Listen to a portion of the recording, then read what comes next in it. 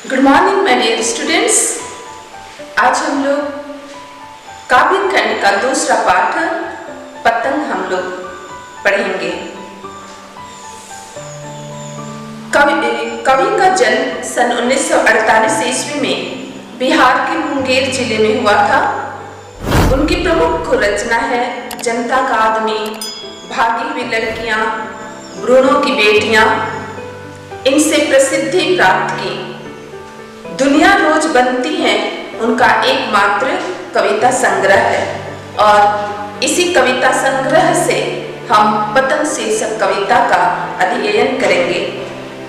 बाल सुलभ इच्छाओं एवं उमंगों से ओतप्रोत पतंग कविता कवि आलोक धनवा की एक लंबी कविता का अंश है, जिसमें कवि ने बताया है कि यह पतंग बच्चों की उमंगों का रंगीन सपना है। आसमान में ऊंची उड़ती पतंगे बाल सुलभ मन को आकर्षित करती है, साथ ही उन्हें ऊंचाइयों को छूने के लिए भी प्रेरित करती है। बच्चे केवल ऊंचाइयों की सीमाओं को छूना ही नहीं चाहते, वरन उनके पार भी जाना चाहते हैं। विभिन्न प्रकार की बाल सुलभ इच्छाएं, मनोकामनाएं उनकी होती हैं और उन इच्छाओं के द्वारा वे अपने कामयाबी को छूना चाहते हैं। पतंग उड़ाना हर बच्चे का सपना होता है। हर बच्चे का एक लक्ष्य होता है, उद्देश्य होता है, सपना होता है कि हम कामयाबी की बुलंदियों को छुएं। बच्चे गिरते हैं, गिरकर उठते हैं और उठकर संभलते हैं और फिर नई पतंग और उमंग के साथ मैदान में डटकर खड़े हो जाते हैं। यही जिज्ञासा उन्हें आगे बढ़ने की प्रेरणा देती है। प्रमुख सम्मानों से सम्मानित किए हैं आलोक धनवा राहुल सम्मान, बिहार राष्ट्रभाषा परिषद का साहित्य सम्मान, बनारसी प्रसाद भोजपुरी सम्मान और पहल सम्मान से। तो हम लोग काव्यांश का अध्ययन करेंगे। सबसे तेज बौछारे गई, भाद गया सवेरा हुआ, खरगोश की आंखों जैसा लाल सवेरा, शरद आया पुलों को पार करते हुए, अपनी नई चमकीली साइकिल तेज चलाते हुए, घंटी बजाते हुए, जोर जोर से चमकीले सारों से बुलाते हुए। पतंग उड़ाने वाले बच्चों के झुंड को चमकीले सारों से बुलाते हुए और आकाश को इतना मुलायम बनाते हुए कि पतंग ऊपर उठ सके, दुनिया की सबसे हल्की और रंगीन चीज उड़ सके, दुनिया का सबसे पतला कागज उड़ सके, बांस की सबसे पतली कमानी उड़ सके, कि शुरू हो सके सीटियों, किलकारियों और तितलियों की इतनी नाजुक दुनिया।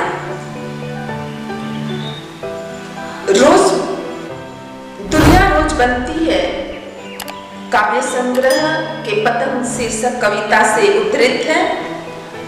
काव्यांश में कवि वर्षा के बाद की शरदकालीन प्रकृति का सुंदर वर्णन करते हुए कहते हैं कि पतंग उड़ाने वाले छोटे छोटे बच्चों की उमंग, आशा, बाल सुलभ चेष्टाओं एवं साहसिक कृतियों का वर्णन किया गया है। कवि कहता है कि भादों के महीने की तेज बौछारों वाली वर्षा का मौसम बीत चुका है और अब खरगोश की आंखों जैसा लाल सुंदर शरद ऋतु का सवेरा हो गया है। ऐसे मनमोहक सुप्रभात ने ही बच्चों को बुलावा भेजा है। यहाँ शरद की तुलना साइकिल चलाने वाले बालक से की गई है। कवि शरद की सुबह का मानवीकरण करते हुए बताता है कि वह ऐसा जान पड़ता है जैसे कोई अपनी चमकीली साइकिल को तेजी से चलाते हुए सबका ध्यान अपनी ओर आकर्षित करना चाहता हो। चमकीली साइकिल चलाते एवं उसकी घंटियां बजाते हुए शरद की यह सुबह अपने चमकीले सारों से बच्चों के झुंड को क्या कर रही है, बुला रही है।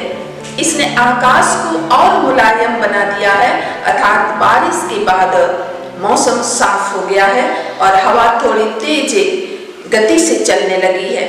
ताकि पतंग अच्छी तरह से उड़ सके। उसके उड़ने के लिए अनुकूल परिवेश निर्मित हो गया है। बच्चे चाहते हैं कि दुनिया के सबसे पतले कागज और बांस की पतली कमानी को आसमान में उड़ाना और इसके माध्यम से स्वयं भी आकाश में उड़ना। वस्तुतः पतंग यहाँ पर बच्चों की बाल सुलभ इच्छाओं का प्रतीक है। कवि आगे कहता है कि बच्चे चाहते हैं कि पतंग ऊपर उड़े और शुरू हो उनके उमंग भरे मन की किलकारियां और सीटियां। खुशी से वे उछलने कूदने लगते हैं और इसके साथ ही कवि तितलियों की नाजुक दुनिया की शुरुआत की बात भी करता है, अर्थात वास्तव में ये सभी बच्चों के कोमल मन और उनकी उमंग भरी इच्छाओं के प्रतिबिंब हैं। काव्य सौंदर्य में भाषा साहित्यिक खड़ी बोली है। कवि के कहने का ढंग सामान्य बोलचाल की भाषा है। प्रतीकों एवं बिंबों का प्रयोग किया गया है। भादों के बाद प्रकृति में शरद ऋतु के आगमन का वर्णन करके कवि ने प्राकृतिक ऋतु परिवर्तन को रेखांकित किया है। यहाँ प्रकृति के मानवीकरण के कारण मानवीकरण अलंकार मौजूद है। शरद ऋतु के सवेरे की लालिमा के लिए खरगोश की आंखों जैसा लाल पुलों को पार करते हुए चमकीले सारों से बुलाते हुए आदि बिंब नवीन एवं अत्यंत आकर्षक है। इनमें मानवीकरण अलंकार है।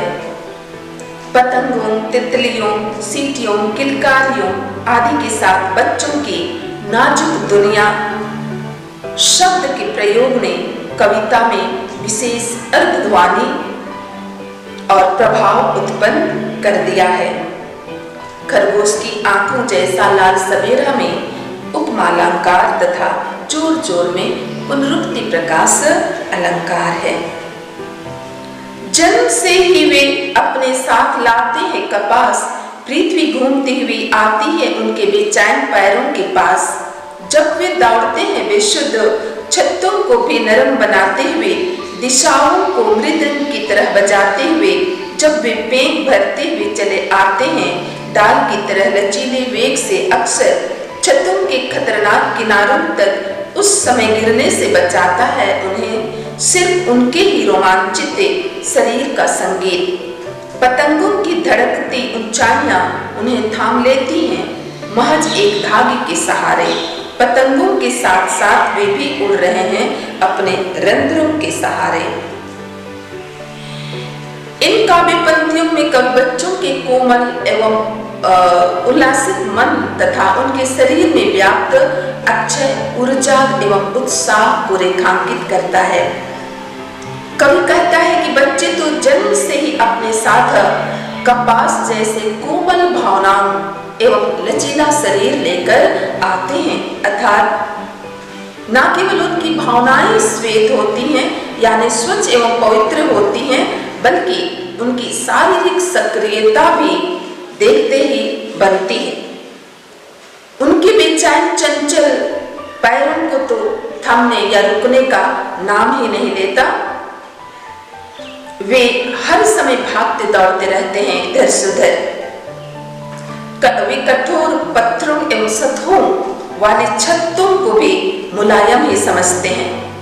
उनकी उमंग इतनी उत्कृष्ट धुने मुलायम ही समझते हैं। उनकी उमंग इतनी उत्कृष्ट होती हैं, उत्कट होती हैं, इतनी तीव्र एवं सक्रियता इतनी बलवती होती है कि सभी दिशाएं उनकी सक्रियता की ताल से मृदंग की तरह बजती दिखाई देती हैं। मृदंग एक प्रकार का वाद्य यंत्र है।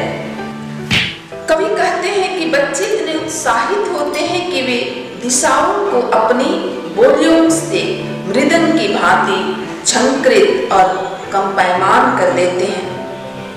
कोमल एवं लचीला हृदय शरीर लिए हुए वे बच्चे जब दौड़ते हैं तो कवि को उनका दौड़ना झूले के पेंच की भांति तथा डाल के लोचदार लहराव की तरह प्रतीत होता है। जिस तरह से डालियां इधर से उधर झुकती हुई हिलती हुई दिखाई देती हैं, बच्चों का लचीला शरीर भी इसी तरह से दिखाई देता है।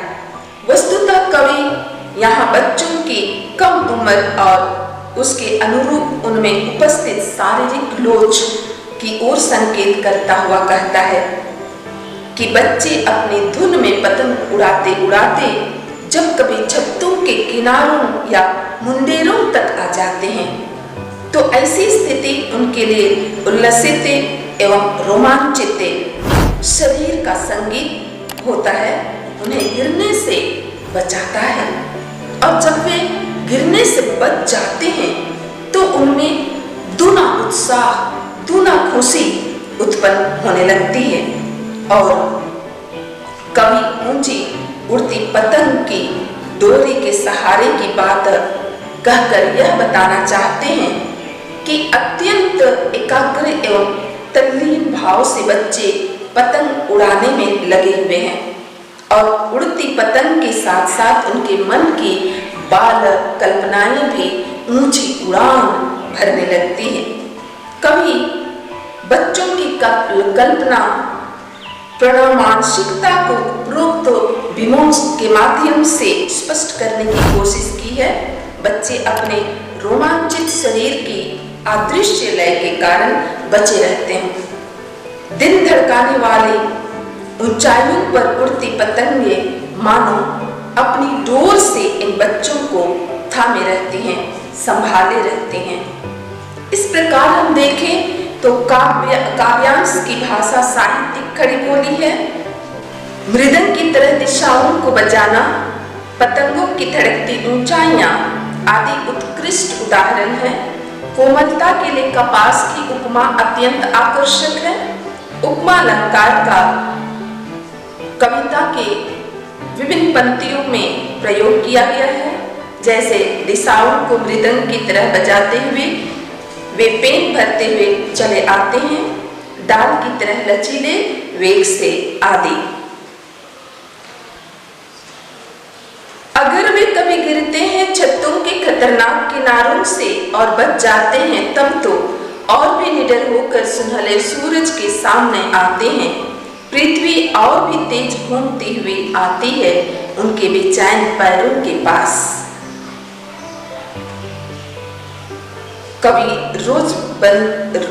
दुनिया रोज बनती है काव्य संग्रह से पतंग शीर्षक कविता से उद्धृत किए गए काव्यांश में कवि बच्चों की साहसिक, अदम्य एवं महत्वाकांक्षी मनोवृत्तियों को रेखांकित करना चाहता है। कवि कहता है कि यदि पतंग उड़ाते हुए वे बच्चे छतों के खतरनाक किनारों से गिरते हैं और गिरने के बाद बच जाते हैं तो उनकी निर्भीकता और अधिक बढ़ जाती है और वे अधिक निडर होकर स्वर्णिम प्रकाश वाले सूर्य के सम्मुख आते हैं तथा उनकी अनवरत चपल गति का अनुसरण करती पृथ्वी और भी तेजी से उनके पास चली आती है। वस्तुतः कवि यह कहना चाहता है कि बच्चे अपनी अवस्था में जिस नवीन अक्षय ऊर्जा, आत्मविश्वास एवं संयम से भरे रहते हैं वही उन्हें भावी युग परिवर्तन का संवाहक बनाते हैं। वास्तव में वे इस धरती पर नई चेतना के प्रस्तुतकर्ता बनकर जन्मते और बढ़ते हैं। वे ही आगे चलकर सामाजिक अभ्युदय के कर्णधारों की भूमिका का निर्वाह करते हैं। इस प्रकार भाषा साहित्यिक खड़ी बोली है। हिंदी के शब्दों के साथ प्रचलित उर्दू शब्दों के स्वाभाविक प्रयोग तथा नवीन, आकर्षक एवं गतिशील विमों की प्रचुरता के कारण भाषा में प्रवाह एवं प्रभाव आ गया है।